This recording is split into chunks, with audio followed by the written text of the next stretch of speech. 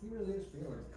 It's a good song. It is a good song. I don't know what's wrong with it. Even great songs I listen to a handful of times when I get burnt out on. Welcome, welcome, welcome. Yeah. Here we are, Outlaws to Advocates. We've been gone for a minute and we're back. We came back with Rockstar 2. Leslie Baxley's in the house. Awesome to have you. Thanks. Super, super happy to have Leslie here. Been in Tucson today in the prison, working Santa Rita. Well, most of us, Jesse's changing the world from the bottom up, working with the kids. So duty call. But yeah, things are really, really good, man. We miss you guys. We're glad to be back on. Leslie, great to have you here. Thanks. I appreciate you guys having me. It's always good running into you all. It's literally the first time I think I've ever seen you a little bit nervous, so that's pretty awesome. A lot. It is not easy to do it publicly. Yeah, I bet. It's the same thing though as when we're talking and doing anything we do in our daily lives, in our regular lives. It's just we got microphones in front of us now, so it's not gonna be anything really different than that, other than us just having a conversation. I mean, I have been told I don't need a microphone, so. You hey, definitely. We had a list of cornering questions too. Yeah, oh, absolutely. Things we've always wanted, things we've always wanted to know. I so. bet you do. I bet you do. After how many years? I think we should come clean with all three of our viewers. You know, the reason we haven't been on in the last month is Yeah. George Nolan just refuses Yeah. to run the podcast on time. Yeah. Like I said, he never cancels on me. That's what I'm talking about. See, she got my back. No, it's been one of those months, man. Things have just popped up. Been busy. We're gonna be off next week too. I'll be out of town visiting the grandkids. Jesse will probably be at his job, what he does every day. So that's pretty awesome. I actually posted a video of Jesse today on LinkedIn and Facebook and TikTok and blah blah blah. And then Jesse came over and felt the need to call me a liar because apparently he doesn't know how to use any of those platforms to see where the video goes. So that was pretty cool. That's pretty low. So you guys that did see it, go ahead and put it in the comments and thumbs up so Jesse knows we're not lying and telling the truth. Leslie, what's up, man? It's been busy. The world of reentry, substance use, addiction, just the changes going on, and trying to, as you say, reimagine and provide more services. When you've got lists of people in our state, who need it inside and outside for recovery and support, I just feel like we can never do enough, right? So, True. If I'm not busy within the Department of Corrections in the state, I nationally am trying to just advocate, right? It's sad when you look at all 50 states and we have 16 states that recognize corrections officers. Well, only 16. What does that mean? It means that they only get peace officer rights in those states. So only 16 states across our nation recognize correctional officers as actual peace officers, having peace officer rights. Other than that, they're just a guard, which we all know what guards are, right? We love that. We love that term, guard. Like, right, guard, come here. No, we don't love that. So, 16 states recognize in the nation. The fact that we can tell you nationally how many officers are assaulted in a year, but we can't tell you how many corrections officers are assaulted a year, I find that hard to believe. And nobody wants to talk about that, Same thing when it comes to the success stories. I was at an event in Utah, wonderful story. What was it? Other Side Ministries, I think, in Salt Lake. They partnered with our president from FOP in Utah, and oh my goodness, his story of his police chase, and he was wishing that the cops would have killed him.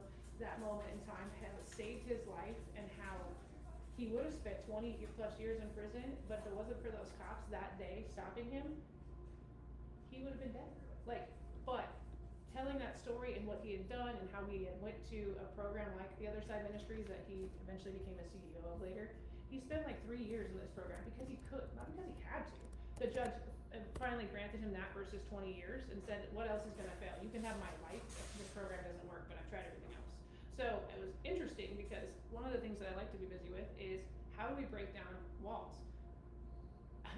In cops world, right, we see, and I say we, the average sees criminals as dirtbags. They're never gonna change. They're never gonna be different. When I ask the incarcerated population, what do you think of guards, officers, cops? Screw them. They suck. They're out to get me. So how do we change that? That's my biggest push that I want, to look at. And stories like Dave shared over in Utah, where he got a standing ovation, and the cops were like, wow, I didn't know how much of an impact I had on someone's life in a positive way, even though they were cursing my name when I was putting cuffs on them. But years later, you're like, wow, you changed my life. You saved me. You know what I mean? So that's what I've been busy doing on both sides of the table, so, yeah. That's a whole different kind of silo, right? Yeah. We talk about silos professionally and people not wanting to share information, but when it comes to the versus mentality with law enforcement and people that are justice or system impacted, that's absolutely a thing that nobody really has the opportunity to talk about until pretty recently. And now we get to do like something like this with you being here, and the work that you do and histories that we have, and now we all get to work as a team moving forward together. We get to go into CODA and speak to the new officers that are coming up, and not just about hey, like us because we're nice guys, but about the real stuff, the stuff that matters, the stuff you're going to see, the stuff that's hard to watch, the resistance that comes from us, why it comes from us. And I truly believe educating people is the answer to connection. Oh, 100%, and vulnerability, right? 100%. One thing that I think is interesting is whether it's from individuals like yourself who've met me while you all were incarcerated, however, also individuals like community partners or operations staff that have worked for me that are in high-ranking positions like wardens or commanders, for instance, Kevin Curran being the commander, right? Him calling me up and being like, hey, I really want to do something crazy and I want to have ex-offenders, I think he said ex-inmates at the time, right? Ex-inmates tell their stories of XYZ because I think it'll be really good for this reimagining corrections. And it's funny that he called me, but I think about it and I'm like, well, I'm the bold one who's like, I'm going to hire that guy who's still on parole. I'm going to do this program and I'm going to make us shake hands because policy doesn't say whether we can or can't shake hands. It's a professional engagement. And so I find it very interesting that people call me all the time to do the brave, like, hope-changing moments, you know? I don't find that interesting or surprising in the least. No, not impressive. Give us something different. I was like, why are you calling me? Like, because I'll be bold enough to do it? Like, and I don't But it care? sure feels good though. You see who's on here? Jason Jardine. Oh my God. Love Jardine. Yeah, man. I love you, Jason. I love Yeah. you. Much love. That's my doppelganger, they say. That's the male version of me. I can see it. You guys are both men's men. Yeah, we are very much men's men. Absolutely. He's got better hair than I do. That gray hair is coming in, but his is much better. I got the best hair going. Yeah. Period. I can see my reflection. You know, it's crazy too how the mindset on officers changes as you go from living in the criminal element to living in the real world. Like, I think that the only time in my life when I've ever actually hated officers was when I was doing something wrong and I was in fear of getting arrested and being held accountable for the things that I was doing. But like, even if I look at my life, even when I was, you know, committing crimes and doing all that stuff, I always think like if something happened to my mom or my dad or my grandparents or my family, you know, what's the first thing that I'm gonna tell them? Call the police. Yep. Right. You know, do it immediately. Yeah. You know, but it's just crazy how we get brainwashed into this mentality that law enforcement's not needed in our world. You know, and for me to ever become a responsible, productive member of society, then I had to leave all those old beliefs behind and become a law-abiding citizen because you can't live in both worlds. Yeah. You can't. I remember when I was over at Bachman, my neighbor, he was a Broadway blood. He sold drugs all day long, right? And he was always watching CNN, and they had this big thing about defund the police that was during COVID, right? And I was like, he's like, oh man, this is cool stuff, man, defund the police. And I'm like, if somebody breaks into your mom's house, what's the first thing you're gonna do when you go to that phone and ask her? He goes, I ain't trying to talk to you, Shaw. So you're gonna call the police. Did you call the police? Because you know that they're gonna be there first before anybody to protect your family. Yeah. Ridiculous. They It's pretty backward stuff. my hand got forced. So like 2020, 21, my son became a police officer. That's awesome. I was like, I gotta change my whole entire mindset. You know, I was already on the recovery thing, but I obviously started looking at law enforcement a lot differently because someone I loved, my son, was now part of that. And then being on Graham unit and being around the staff that was out there from the DWAP on down, I started seeing people as human beings. They had, for the first time, it was probably my mindset, probably Safford, you know, the prison there, and the combination of the two, but they were talking to me like a human being, and I was probably a little bit more receptive than I was prior to that. I was like, oh, this, You know, they actually care. They can, you know. that attitude carries on too. Is like we're free, right? Like, cause I created a friendship with my former warden, and then when I met my probation officer for the first time, who doesn't know anything about me, they're a different state agency, ended up being like one of my best friends. It was like it just happens. No. You know, it just happens because that respect that you have for individuals that like keep our cities and our streets safe. Like that's respect. Yeah. You know, come into my home, please. Like, you know, is there anything else that you want to know about me?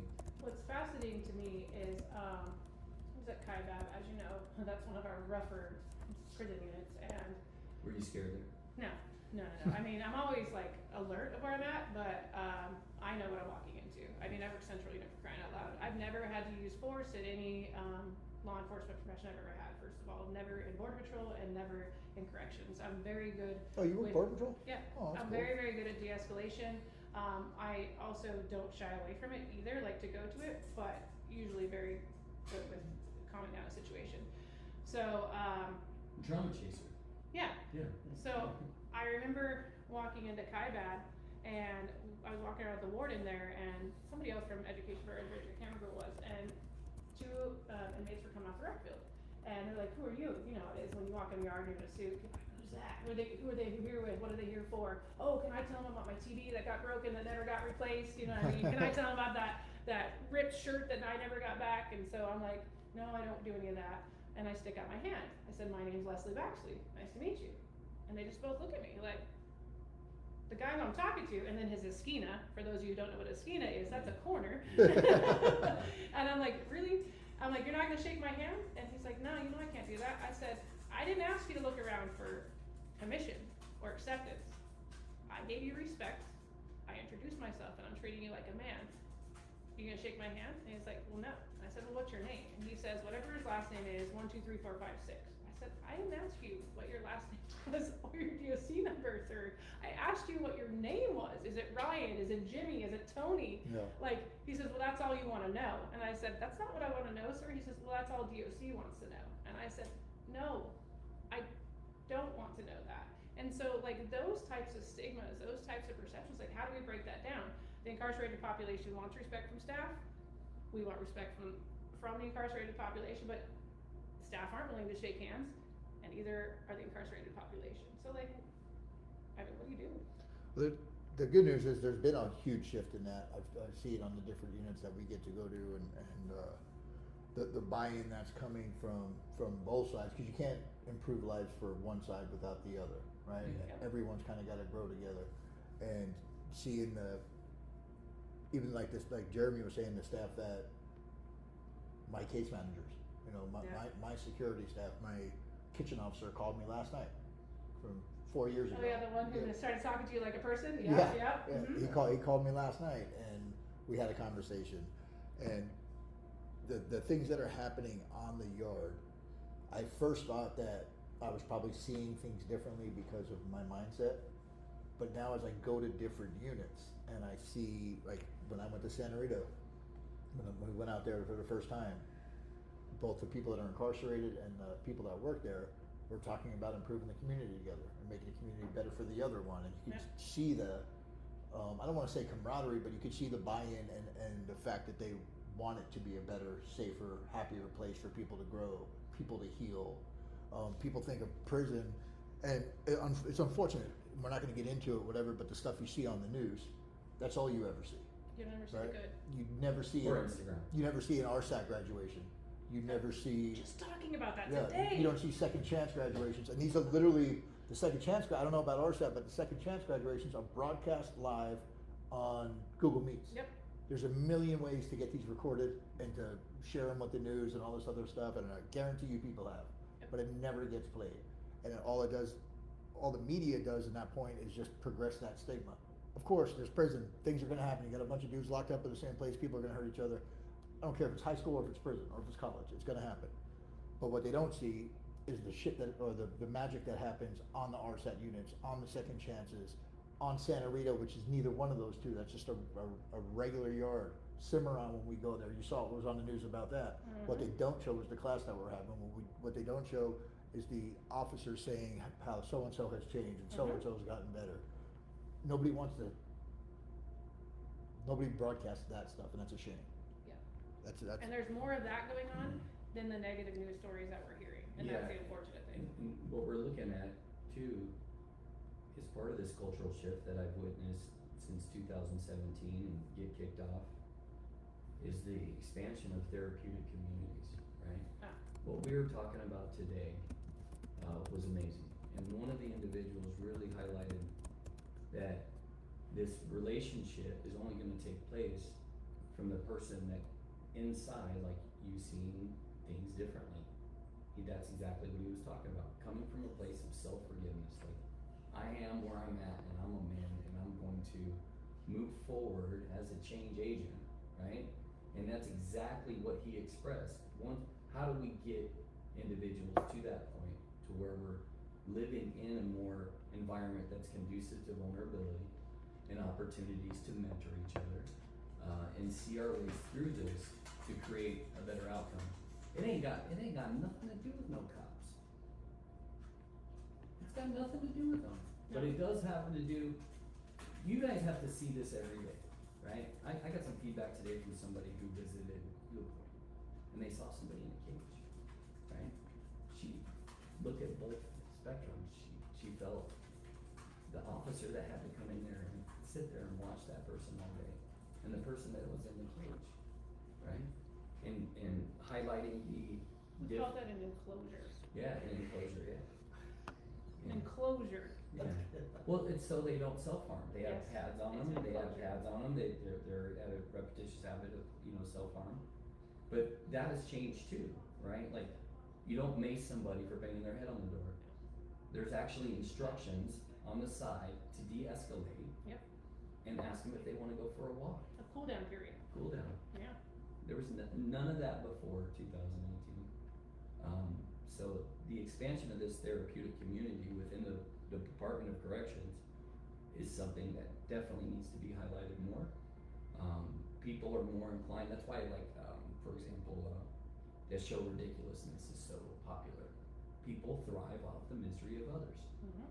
So whatever is radiating inside, if it's negative, they're gonna gravitate towards something like that. And so when something negative pops, they attach themselves to it, and then nothing else matters. And that's it's sad. It is, it's sad. What else I think is happening too, I know when I started doing time, I got my number at 18 years old, prison was a lot more dangerous. Yeah. And now, a lot more of the yards are almost more like a camp. They're a lot safer environments to where people can actually heal, and they can actually be themselves, and they can actually program without having to live in fear. Because there was times and there was places to where, and I know there's still places like that left, there's just very few of them. Yeah. The majority of the yards are safe spaces to where if you're in a mindset where you wanna get better, you can. And I think that's one of the biggest things that I've noticed to change, is that in the majority of the yards, I think the majority of the people are just sick of the politics. They're sick of the same stuff, they're sick of being controlled, and they're sick of being in prison. I know that's where I was at. You know, it just got to a place where it's like, I wanna do something different. And there's a lot more spaces now where you can do that. And there's a huge improvement in programming. You can earn a bachelor's degree through the tablet. And Yeah. not just some BS degree, Yeah. an actual bachelor's degree that you gotta bust your ass to get. I do wanna interrupt real quick. Jason Jardine said, just wanna say that in the 21 plus years in corrections, I have never been more impressed, even intimidated by her drive than Leslie Baxley. Hands down. Good compliment. Thanks, Jason. Yeah. Thanks. It's the end of the day from a long proposal. I'm exhausted, so you guys are getting me with a limited battery left. Sorry. Yeah, but I appreciate it. I remember my first introduction, when I stepped up from Bachman. This was back in 07, and I had an outstanding warrant out of New Mexico, so they bumped my custody level. It was my first introduction to a 3-yard. The dude that introduced himself, some guy named Lurch or whatever, I literally knew this dude. He's sitting there telling me how things go down when I watched him digging ashtrays out there on the street. I'm like, something's amiss here. I remember a long time ago just telling me dude, this is not really happening to me right now. No way. No way. No. And I've been that way ever since. And my brother who's done a lot of time since '94, he told me when he got to that, because there was still, you could do hardships back then. He sat me down and he said, Jeremy, you're an independent, which means we don't play that game. We go with our values and where we came from. And as long as they're not a brother, do whatever you want to do. You don't have to answer to anybody. You don't have to do any of that. And so we've kept our stride in that area. So So how long have you been, in this field, like in the reentry space, the recovery? Reentry and recovery combined, I got into counseling and treatment, in 2021, so like 4 years now. So yeah, cause And then I was a CO3 in 2016, so, that was reentry side, so about Take my bed in 9 years. 2013. Yeah, we met, when I was an officer, Jeremy, I would have never thought I'd be in the same space with him. I would have never thought that I hug him when I see him and that he has my number and blows it up every single week. I would have never thought. I go calling you because you don't call. I really I'll liked bet you your call. messages. I really like your message of inspirational hope. I want I you can't to tell, know. you don't even like them. He's not sensitive at all. Not at all, You know not what? at all. Remember how insensitive I was though? Yeah, he was very insensitive. Yeah, so I would have never thought I'd be in the same room. Us as the same inmate who's like, you just want to pat down my hot girlfriend. Like, yeah, no. And you've grown so much, and so like, you're just a great man. And like, if you asked me 13 years ago, 12 years ago, if I would have ever thought that you would be anything different, probably not. Probably not, because I was in that mindset. Now, if you would have asked me in 2016, as I say when I drank the Kool-Aid, which I know we're not supposed to say anymore, but when I drank the Kool-Aid, I saw change in a guy in my office, and I'd only been a CO3 for like a month, and I was like, wow, that's addicting. Like, I want that. And ever since then, I have wanted to provide an opportunity to provide as much change as possible. So then, my best friend and colleague, Courtney, saw something in me, probably because I was just a pain in the butt to her in the academy. She'll be proud that I didn't say the A word. But because I was a pain in the butt to her in the academy, she said, all right, you little turd, you're going to come and teach. And so then it was my mission to make as many duplicates of me as I could. Drink the Kool-Aid, drink the Kool-Aid, drink the Kool-Aid. Because then it's not just me in my class of 16 that I get once a week, or those one-on-one interactions that I have. It's me everywhere. And so I just got fortunate enough, one of our previous assistant directors, Karen Hellman, a great mentor to me, she saw something in me, asked if, I might be the right candidate. I had to work really hard for it. I made a spreadsheet based on a grant narrative that I got.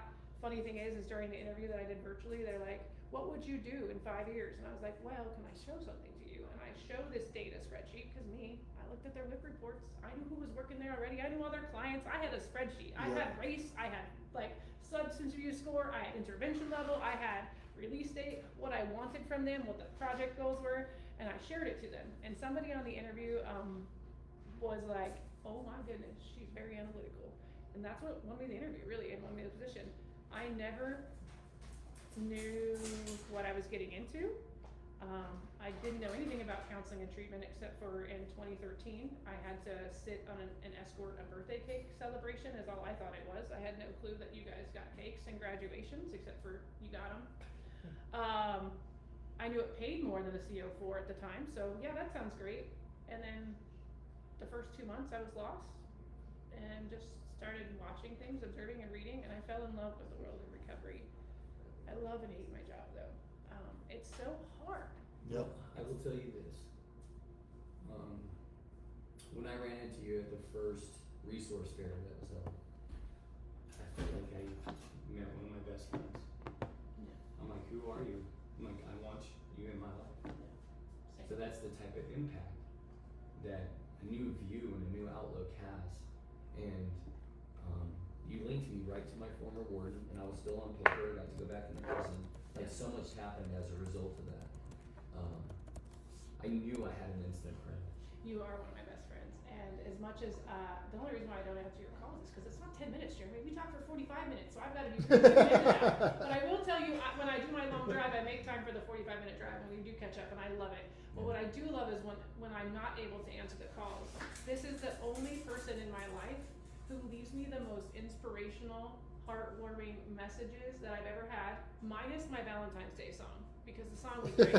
However, it means so much when you say you're making a difference. And recently on my outside of life, it's been really rough. So just know you have helped me, and you're too close to it for me to want to open up. Well, you're not only a leader within the correctional setting, but you're a leader in our community, which is, expanded out from your position.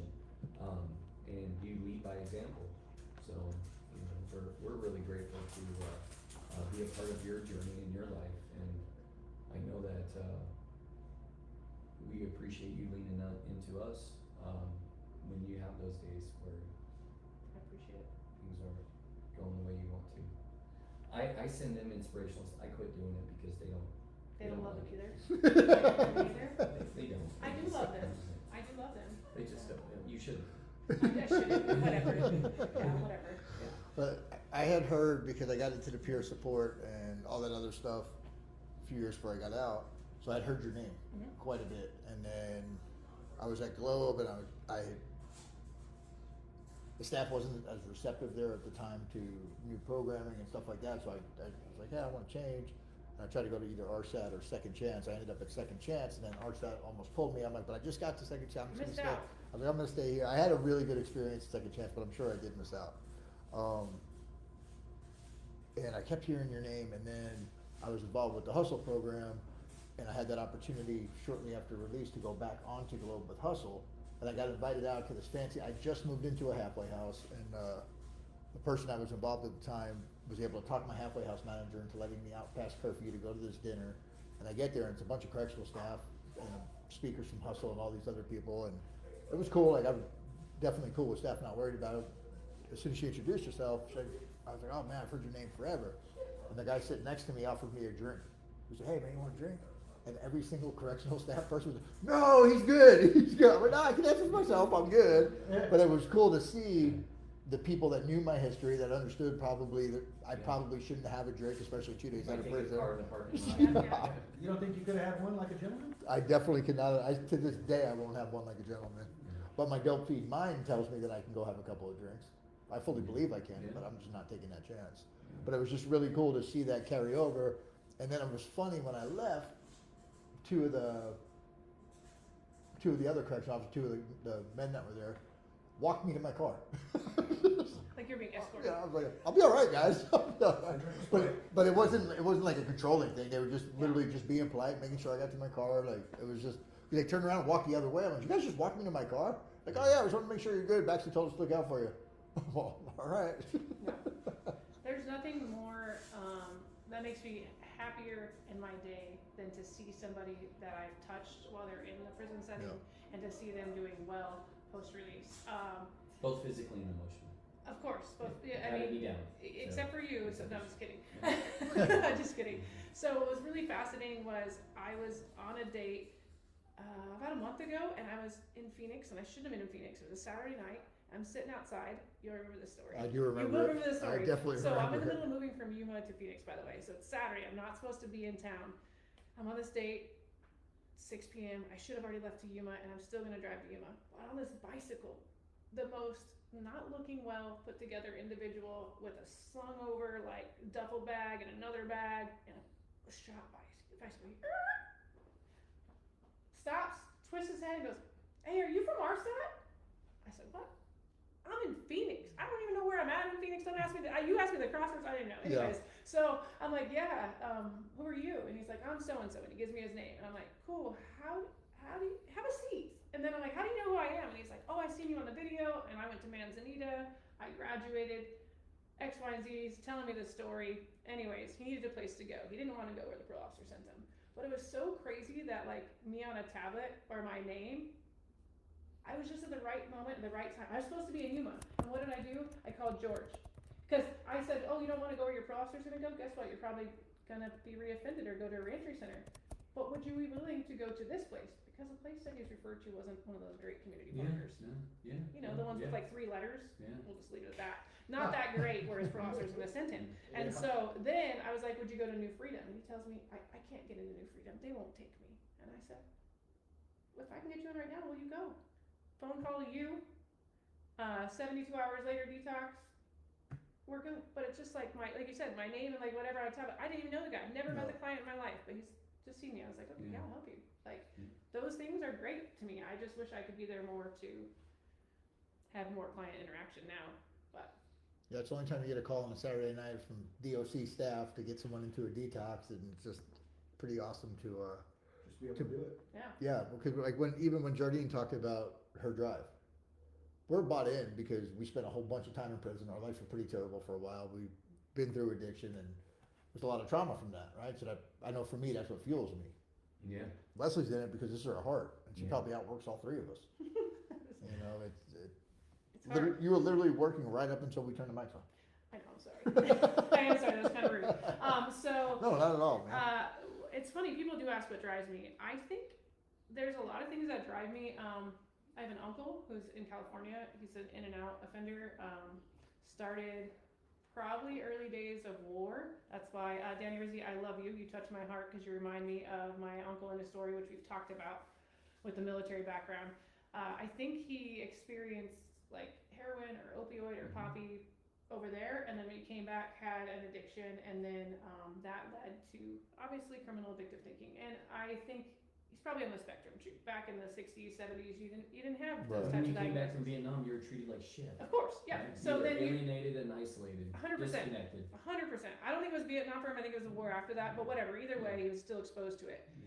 So then he comes back and he gets into heroin and he gets arrested for his first charge. I don't know, like 30. And he goes into prison and then gets addicted to meth and comes out. And he gets addicted to the next drug, comes out, in and out, over and over. And it's like he's never gonna get better. So that's what drives me. He calls my grandmother the most horrible names when he's intoxicated. And I have to hear the sweetest woman in the world cry. And I'm like, it's not him. That is not my uncle right now. Wait till he gets clean and sober. Talk to him after treatment. Yeah. And so to hear my grandmother cry, I can't do it. I lost my sister to addiction, alcohol. But also it could have been me. Like, I've done some not great choices, and I've had some very lucky opportune moments. You know, I might have had longer hair, might have wore some different clothes, not the tank top and the tattoos, you know, maybe a dress here and there on the night, but I was very fortunate and very lucky that scared me enough to, as they say, get straight, or straight as I can get, right? Well, it just goes to show how powerful this disease actually is, right? We learn in our program, it's sometimes quickly, sometimes slowly.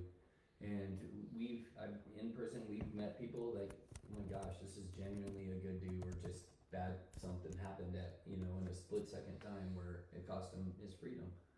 But that's why, and it's like when I talk to families or I talk to friends, I'm like, you can't talk about them like that. You have to remove that morality aspect, because why are people losing their freedom? Why are women losing their children? That is abnormal behavior.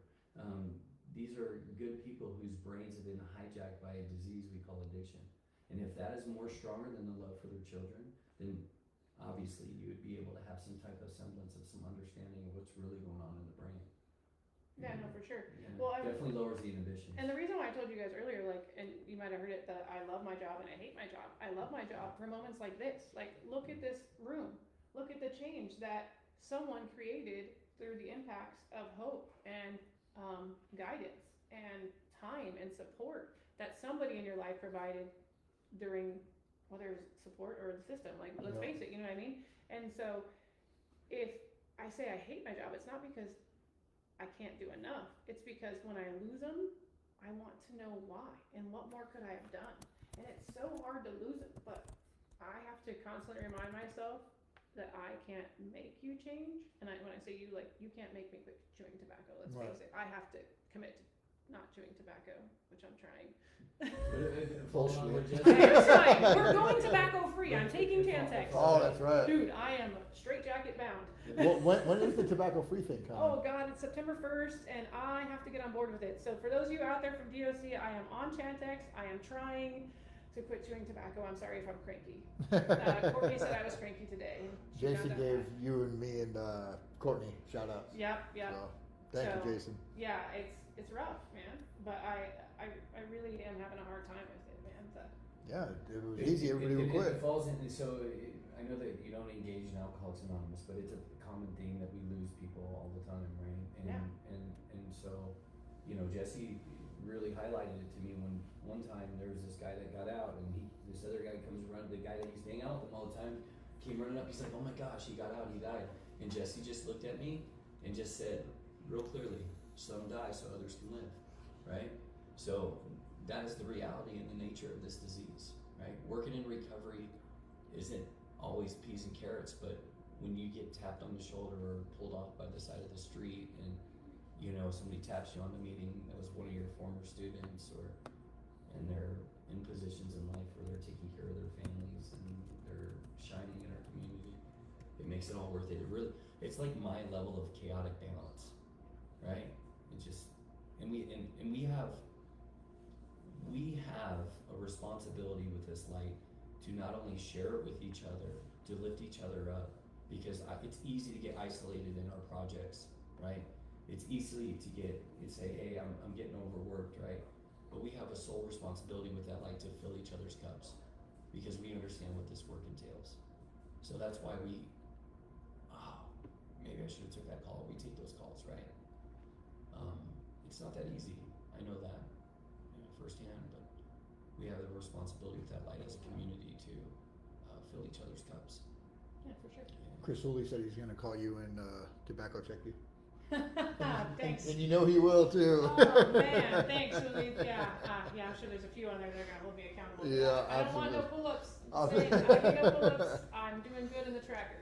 I love the push-ups and pull-ups and the whole thing that they have down at. Can you explain what the push-ups and pull-ups are? I don't think Jesse knows. Yeah, we work them out because that's how we barbell saves and that. Barbell thing. saves, yeah. Okay. They were just on here a couple weeks ago too. Yeah, I know. So in a therapeutic community model, which we have two, one at the Bachman unit and one at Manzanita, in order to document behaviors, both good and bad, community members, including staff and incarcerated population, are required to submit 6 positive interactions or things that they see with the community member, could be of any level, and then 1 negative thing that they see.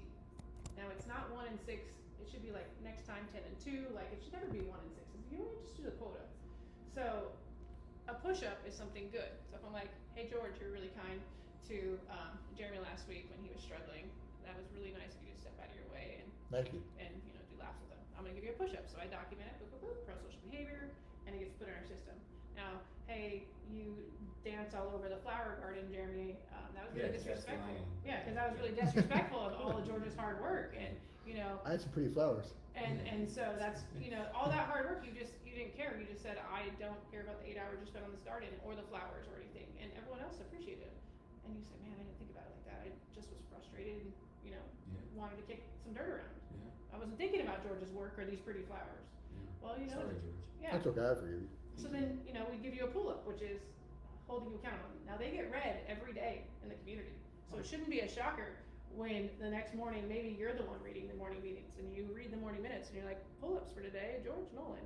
Da-da-da. He's like, whoa, you did not talk to me about smoking in the bathroom. Why are you putting me on Front Street? Because accountability should be had one-on-one, and then accountability should be had publicly. So that way, if you're smoking in the bathroom or kicking the rocks, around the garden, all of the rest of the peers can help you not smoke in the bathroom, not have your emotional outburst that led to you destructing something beautiful. You know what I mean? Sounds like my childhood.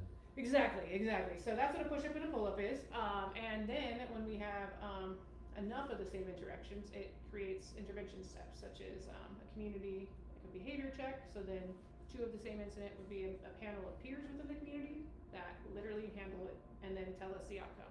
So they say, you've done this repeatedly, you've kicked the rocks a couple times around the garden. Your learning experiences for the next week, for 2 hours a day, you will go around and make these gardens pretty. You'll water the plants, you'll rake them, you'll make them pretty. And every day you're gonna come back to a member of our peers, the 3 that are here, and you're gonna show us that you've done the work, and we're gonna go inspect it. And at the end of the week, we'll turn it into the program and you'll be free and clear. Now let's say he does it for a 3rd time, then it'd be a community level, and we put him on Front Street in front of all the community, 200 people, where he has to say, I did X, and this is why, and I need help dealing with my anger or my temper tantrums. Can you guys please help me? And then more learning and so on and so forth. 5 of the same incident can really get somebody removed from the program, so I don't really need disciplinary tickets to remove somebody from a unit that has a therapeutic community in it. So it's really interesting because when we started them initially, the officers were saying that disciplinary tickets don't matter when I write them, because as you know, tickets increase classification. Well, if I'm only targeting low and medium and we write them tickets, their points go up, therefore they have to leave the yard. So also, what do we learn from tickets, right? Hey, when I took away your phones, Jeremy, and I took away your TVs for doing some inappropriate stuff in visitation, did you really not have the ability to talk to her anymore? You had no phone access at all? 60 days LOP because you and her did something inappropriate. You didn't really, but so I take 60 days of privileges. What are you doing? What are you learning from that? You were there. You would. No, I know. Well, I know. I believe that. I do believe that. Yeah. But what were you doing for 60 days without a phone, without electronics? Tell me, did you absolutely not watch TV? Did you absolutely not use the phone? Did you absolutely not do any of that? Fuck LOP. Yeah, exactly. You three-way called. You contraband called. So you learned how to be a better criminal or negative disciplinary, and then you jack somebody else's TD who owes you money or whatever, for the time being to watch the Super Bowl game or This Is Us, because I could see you wanting to know the season finale of This Is Us. You're totally into it. Yeah. Jesse was watching Below Deck all the time. Oh yeah. Jesus. But by not having those moments, the push-up and pull-up system, that model creates those moments of not only did I do something wrong, but you're not in trouble for doing something wrong. We're encouraging you to tell on yourself. We're encouraging you to say, I messed up. How do I get better? Do you ever run into a situation to where maybe somebody that's newer at first might have a little bit of defiance and might not be as receptive to the humility, but later comes along? Or if they're not humble right away, is it see you later? I might have had a basketball injury here or there. Yeah. The community does a really good job of covertly documenting those things. Has there been incidences? Yeah, nothing significant like that. I was just joking with the basketball injury, by the way. The way that we do it is we move a group or a cohort in 1 week. And so we tell the community this is incoming week. So those 180 people that live there at one site, you don't get to do the push-up and pull-up model for these new arrivals during this 5 days. Now you can explain it to them because they have to go around with the hospitality committee and shake hands and do icebreakers with like 20 people. That's every new arrival's first job, to meet new people in the community. So you can explain the push-up and pull-up system, but I don't encourage you to give a pull-up until they've actually learned it on Friday, which is the orientation, the rules, the expectations, and this is a real thing. Because as you know, if I get a GP, individual, non-political, and I get one that's IHP, because we do have IHP and non-political there, it won't go very well. If someone's like, hey, you can't be walking on the rocks, I'm giving you a pull-up. The hell you are. But see, that thing there, The hell you are. that's any community with any people. If I walk into a house on the streets and someone just tells me what I can and can't do off the rip, you're gonna have that resistance, right? That's not just a prison thing, that's a human thing. I got backed up into a corner over telling a guy to put on a shirt on and a run. You know, But, sorry about that. Yeah, I mean, I was like, mad. yeah, it was bad. Yeah, I know. I would appreciate it. And no, and there was one staff member on the entire unit because they were that short. And so that was really interesting, to be like, all right, maybe you don't need to put on your shirt. Just kidding. No, he put on his shirt after all. But needless to say, he did have a learning experience the next day. So yeah. It's a place to And he's better learn and now, by the grow. way. And they do it with staff too. Staff has the push-ups and pull-ups. I've seen it, which I thought was really cool. I Yeah. saw a CO3 go up there and say, hey, I've been late to work. I want to apologize to everybody, but I really want to be here, and just to have that accountability. It's really cool, and it's something we kind of touched on earlier with the different things that are happening in there. We went to Geo up in Kingman, and the amount of clinical staff that was there. Oh yeah, they have a lot. They have You know. like 25 or something like that. Packed. I'm Yeah. like, the therapist was introducing me to people, and I'm like, every single one of these is a clinician?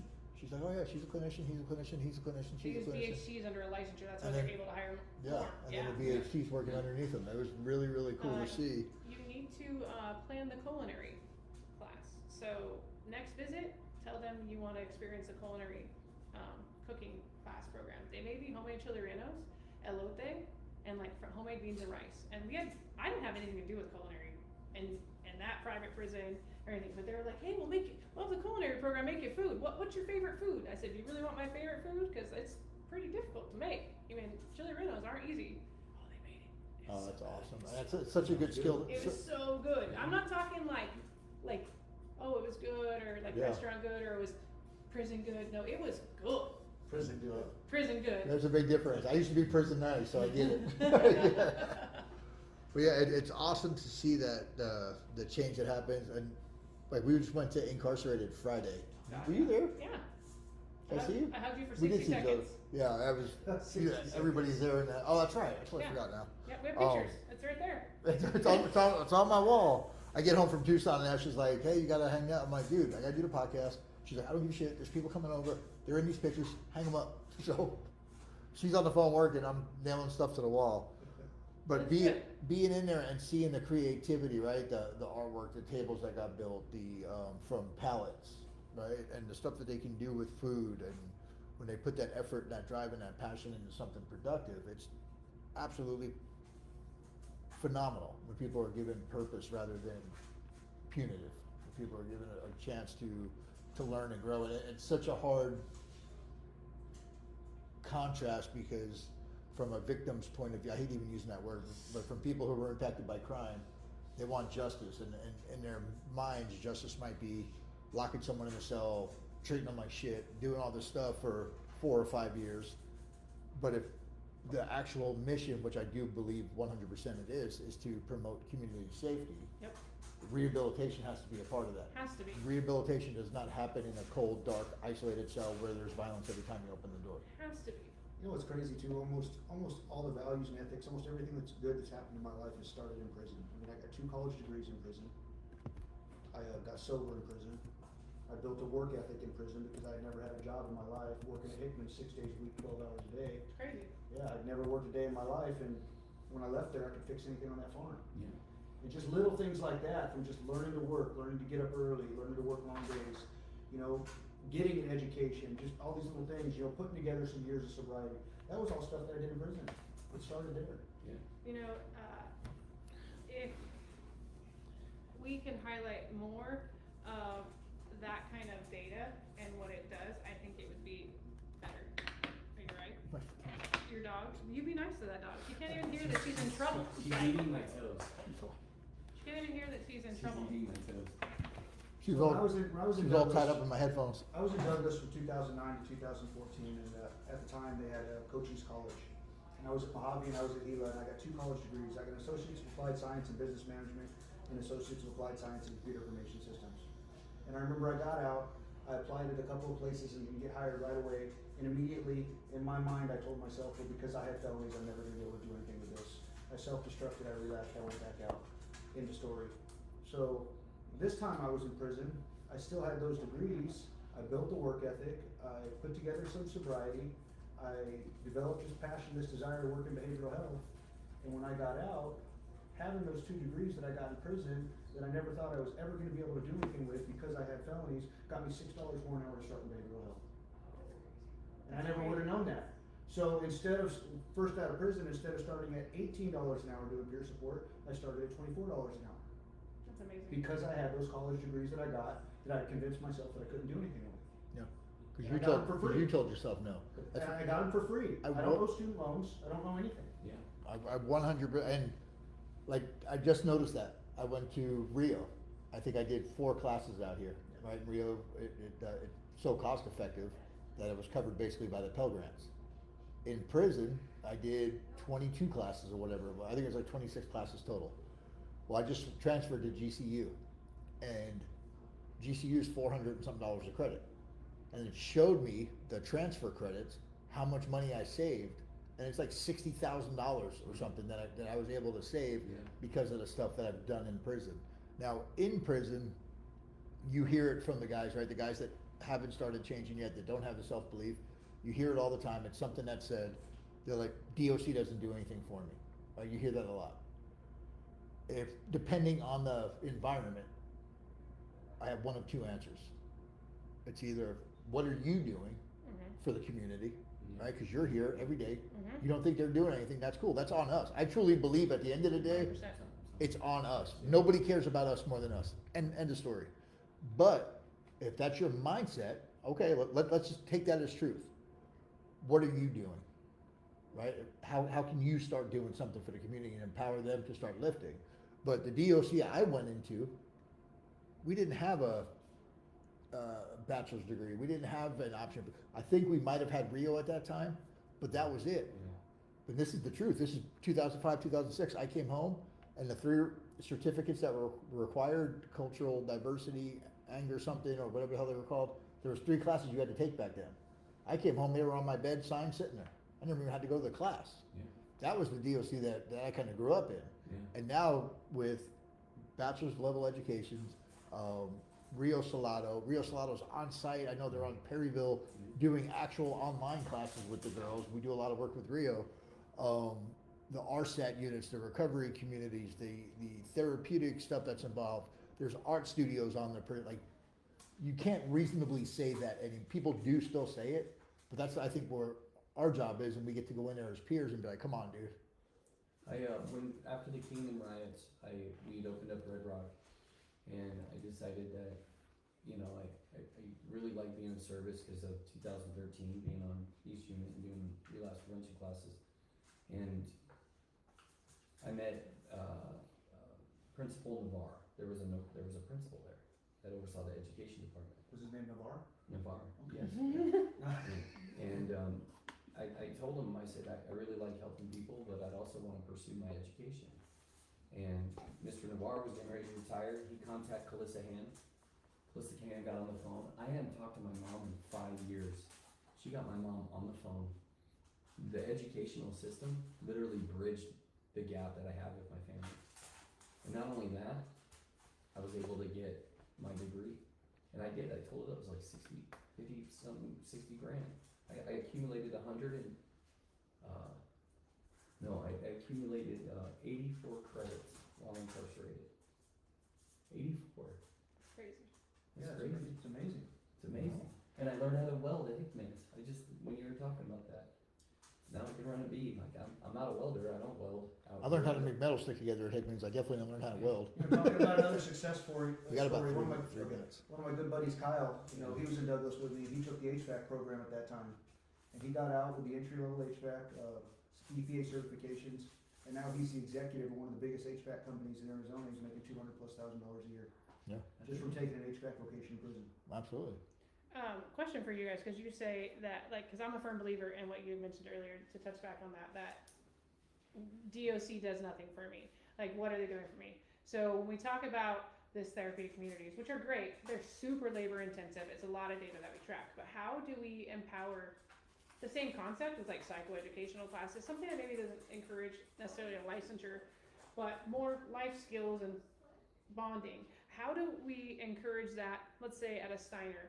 You start with hope. Yeah. Guys Okay. that have been there, I've been on Steiner. Yeah. A lot of us So- have, you know? So then with that, what would get in your way? If you could picture you being back at your cells, let's say we're at Steiner, we're all in cells. If we wanted to do something, what would be our barriers? Well, I think that, yeah, bringing hope is great, but having a system in place to back that hope up. Okay? An opportunity with, what's next? Is it Hustle 2.0? Is it? But I'm on the unit, right? And, Yeah. and am I going to a CO3? Am I going to a CO4? See, that- Like, for- what does that look like? What are your For me barriers? now, that's super hard to answer know. because I don't see barriers. I know. I know what the end goal is. I'm Yeah. gonna make it happen. I don't give a shit. Yeah. And to be completely honest with you, the stuff that happens in the classroom, I believe that's important. Yep. But the real magic, the glue, that everything that sticks everything together, is the stuff that comes out of the classroom. The conversations you have on the run. Yeah. What you say to someone in a chow hall when someone comes to you with some antisocial So- wording, and you're I like, think hey. too, educating people on the systems, like having systems to where people can get vocational training, learn these life skills, develop all these different things while they're in, and then have resources for them available when they get out, and educate them on the resources, because there is resources out there. But if you're not familiar with this community, you don't know any of that. I guess what I'm thinking of barriers too is the things like this. You're getting stigmatized by staff and you're getting stigmatized by your community that lives around you. And so when people are turning out to class going, why are you going to that? Or, oh, it's because you go to this church or that, whatever. Like, what are those barriers? Is a barrier because staff don't turn you out and like to your That could- that- class? Yeah. Like, so when I ask you that, because you guys are now implanted, and thank you, because you're at Santa Rita, you're at Maury, Cimarron. or sorry, Cimarron. Santa Rita, Cimarron, Lumley yet? Are you at Lumley? Maury and we're getting ready to go to Perryville. Yeah, okay, so you're at 3 and you're about ready to go to 4 units. He's more than that, he goes to Second Chance and MRC. Well, yeah, but Yeah. for the Inspiration Hope group specifically, will you start asking your groups, like, what are some barriers and challenges? Like, if you wanted to do more, you wanted to do a basket weaving class, or who knows what kind of class, what would be your challenges? Is it somebody opening a door? Is it a classroom space? Is That's it- the thing, like, if identifying those challenges also provides excuses. in So addition to that. let's just figure out how to do it. Like for me, when I was in there, the easiest thing for me to do would be to just do it informally, figure it out, get it all on paper, have it up and running, and then go to the CO3 or the CO4 and hand them something they can just say yes or no to. Okay. But we've already been doing it for weeks. This is what's going on. These are the results. Here's a couple of testimonials. Can we get this on the unit clock? Got it. Sure. We made it really easy on staff because a lot of us struggle, and I did earlier where I'd start putting a strain on staff. Hey, can you do this? Can you help me with that? And staff's busy. They got shit to do, right? And as they should. So I quickly realized if I make this as easy as possible and I do all the heavy lifting, pro-socially, get everything up and running. Hey, these are your effects we're having. Look, we've already had 2 successes. Here's where we're at. Can we please continue this? Can we make it official? And they'd say yes, and we'd get it up and running, and Okay. it would be great. That's fine. There's always going to be obstacles. I was worried about people. I couldn't wait to get out of prison so people couldn't tell me what they can and can't do anymore. And then I got out here and I realized this whole freaking world out here wants to tell me what I can and can't do. Yeah.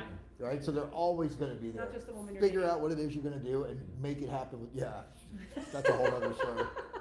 But we're getting into our last couple of minutes here. What do you want to close with? It's going to be up to you to close. You got about a minute or two, and we're gonna.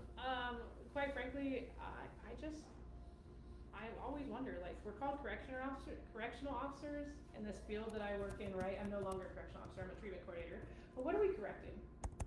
Not just in this state, but in all of prison in our nation. Like, we're higher on crime now, obviously with the Trump administration, but yet compensation for corrections isn't coming up with that. We need bigger facilities, we need more programming, and if we're gonna be harder on crime, then we need to be just as equal on programming, because if we don't give them programming, then we don't create change, and we just create a systematic revolving door that creates more victims. Yeah, recycling And so, trauma. what are we correcting is like, really, that's what we should take away from it. How can we help to provide the resources to correct more people? Because they're gonna be your neighbors. They are. I mean, you might, like, I'm in your house. Yep. I'm safe, by the way. I couldn't be anywhere better than I'd rather be. Please, everybody know she's safe. Like, with 3, what are we, like, convicted, whatever, like, yeah, see, No. I'm safe, perfectly safe. Yeah. Absolutely. Well, we absolutely love having you here. I love having these conversations. This is the kind of stuff that makes change happen. This is the brainstorming, the masterminds, whatever you want to call it. Us getting together, talking about the shit that a lot of people don't talk about, or they shy away from, or whatever that looks like. It's important to get this stuff out there. It's important to get the feedback. To see the list of people that was on here tonight, from RSAT participants and graduates, now co-workers of mine, Daniel Rizzi, Holly's on here. Oh, hey, Holly. Much love. She's in town tomorrow. Let's get together tomorrow, Holly. Yeah, we're at Deep tomorrow. Kelly wants to know if you really said you can fix anything.